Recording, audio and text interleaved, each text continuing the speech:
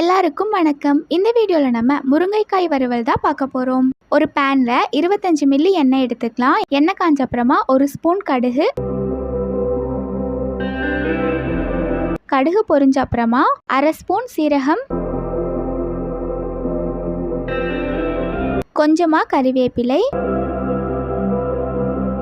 2 காஞ்ச மிளகாய், ஒரு பெரிய வெங்காயம் சேர்த்திட்டு எண்ணெயில் நல்லா வதக்கிக்கணும்.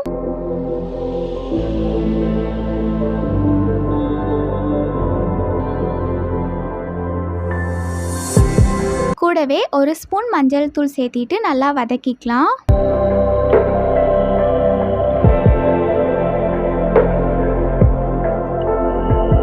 வெங்காயம் நல்லா வதங்கின அப்புறமா ஒரு தக்காளி சேர்த்திக்கலாம். அதையும் நல்லா வதக்கிக்கணும்.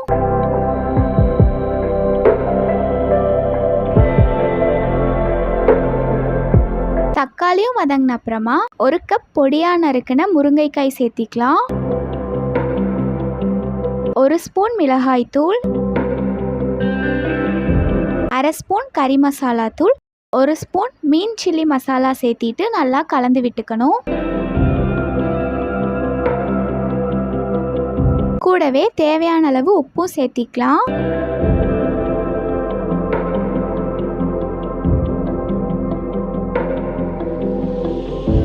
நல்லா கலந்து விட்டுட்டு ஒரு டம்ளர் தண்ணி சேர்த்திக்கணும்.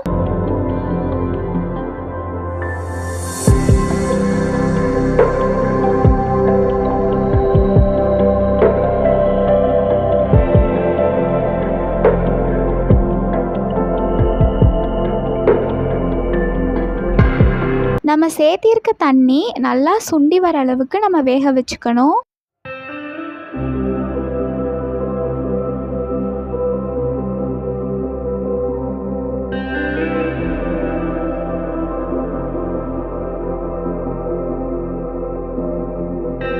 நல்லா இந்த மாதிரி ஆகிடணும். லாஸ்ட்டாக கொஞ்சமாக கொத்தமல்லி தழை சேர்த்திட்டு கலந்து விட்டுக்கலாம்.